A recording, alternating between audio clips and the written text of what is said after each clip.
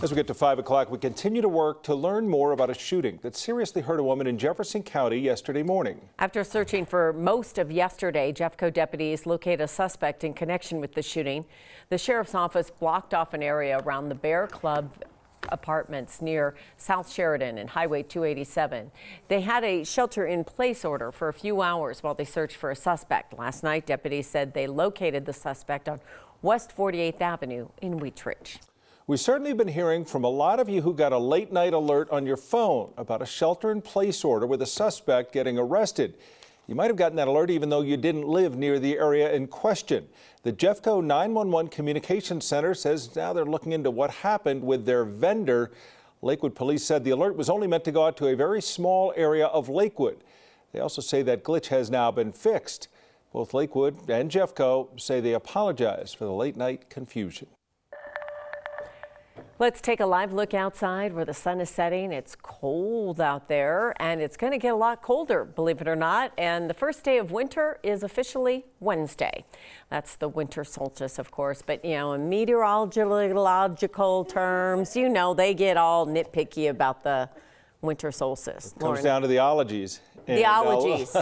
Don't they? Lauren, don't you, Lauren? Because technically it's happened, but we do the 21st. You know, I actually am one of the maybe few meteorologists who pay so little attention to that, because you can have a really cold day ahead of that. You can have a really hot day after that.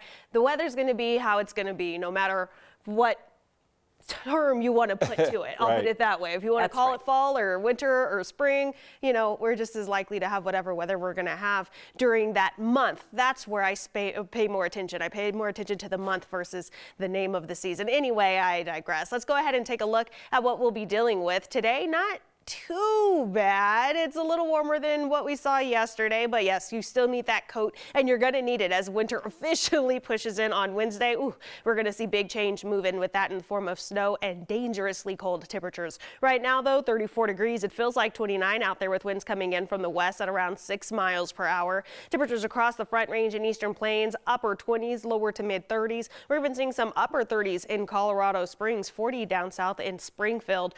We can see some below some sub-zero temperatures right now in Kremling, other areas in the teens, 20s, low 30s, and we're seeing those mid-20s out west. So a wide range of temperatures there. But let's take a look at our 24-hour temperature change map, where we're 14 degrees warmer than we were just this time last night. Colorado Springs, 16 degrees warmer. So yes, it's still cold out there, but you know, not as cold as what we saw yesterday. Now we're going to continue to monitor our HD Doppler radar, though. Right now, not a whole lot is happening, and that's just because we have some cloud cover pushing through. We have a quiet couple of days as we wait for that change to really push in. So we're going to see a mild start to the week with those temperatures slightly above our seasonal average in the lower 40s. We'll be in the mid 40s as we go all the way through Wednesday afternoon. Wednesday evening, that's where we see a front push some snow into the area late Wednesday into early Thursday. And with that front, we're going to see an Arctic blast move into the area, giving us dangerously cold temperatures Wednesday night through Thursday afternoon and even into Thursday night. So I'll have more details on all of that, plus your full 7-day forecast just ahead.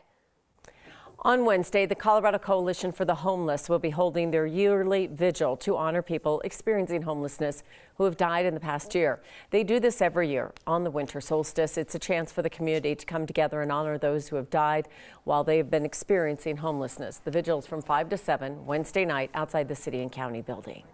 And the war in Ukraine isn't stopping the people there from still showing their holiday spirit. A Christmas tree was installed this week in the capital city of Kyiv. The city used energy-saving garland to decorate the tree, which will at times be powered by a generator. Now, generators are in high demand in Ukraine while the country continues to struggle with Russia targeting its power grid. 9 News reporter Jaleesa Irizarry shows us how 2 women in Colorado Springs are trying to help. Yeah, I have some photo. Looking back can be a gamble. It was last fall. When pain is what's ahead. My husband from Crimea. Many houses broken in. It's terrible. Yana Malik's life may never look the same. Lisa and Ula. Her family arrived in Colorado from Ukraine 5 months ago as they escaped the war. Many Russia rockets hit Ukraine every day.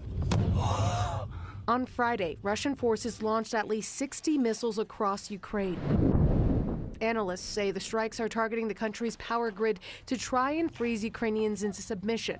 It's left thousands, including Yana's friends and family, in the dark. People can't cook food and can't keep warm. It's terrible. And the thing that we need to do is keep them alive through a very cold winter. Whitney Luckett welcomed Yana and her family into her Colorado Springs home and has helped create Ukraine Power, a group raising money to send generators to Yana's home country. We're coming up on a year of war. And what I see in the people living in our house right now is a strength that, you know, I rarely see in Americans, and that type of spirit is what Russia's trying to destroy, and we can't let that happen. This Christmas cookies last year. As we near the holidays, Yana looks at the past with hope that she gets a bit of it back. I miss for peace in Ukraine. Jaleesa Rosari, 9 News. Whitney and Yana say their first shipment of 45 generators left London on Friday. They say they're continuing to raise more money to be able to send more generators in the coming weeks. We have a link as to how you can help on our website. Just click on this story at 9news.com. Well, today is the first day of Hanukkah, the 8-day Festival of Lights. And tonight, the Chabad of Northwest Metro Denver will light the first candle of menorah in Westminster. Tonight's ceremony is in honor of Jessica Ridgway. 10 years ago today, she was kidnapped and murdered in Westminster. She was 10 years old. The lighting is at the Orchard Town Center at 5:30. Tomorrow, a menorah lighting is happening right on the Pearl Street Mall in Boulder. The Boulder County Center for Judaism says it is the county's largest menorah lighting. That'll happen at 5:30 tomorrow behind the courthouse, and Governor Polis will be speaking there as well. And on Thursday, the 5th night of Hanukkah, the Chabad of Northwest Metro Denver will be lighting a menorah display at the Rocky Mountain Metro Airport. That's near Broomfield. It's a 9-foot electric menorah. At 4:30 Wednesday afternoon, they'll switch out the electric bulbs with large candles. You do need to RSVP to attend. No Russell Wilson for the Broncos today. He was out part of the concussion protocol. With Brett Rippon under center, the Broncos offense seemed to come to life. Eventually.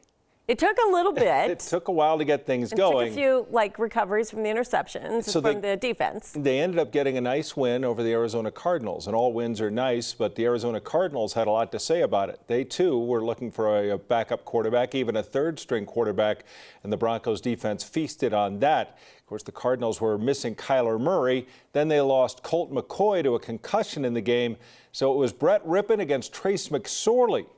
Not exactly the great QB battle in the NFL today, but the Broncos defense had 3 interceptions, and the offense in the running game came to life with 3 second-half touchdowns. Marlon Mack, Latavius Murray, and Eric Tomlinson all cashing into the end zone, and the Broncos beat the Cards by a final of 24-15. Yeah, it's just a win is good. 24 points. But I think 24 points, Tom. I know, but I think what you might have noticed today, 2 things you might have noticed in the stadium were a lot of empty seats. Yeah.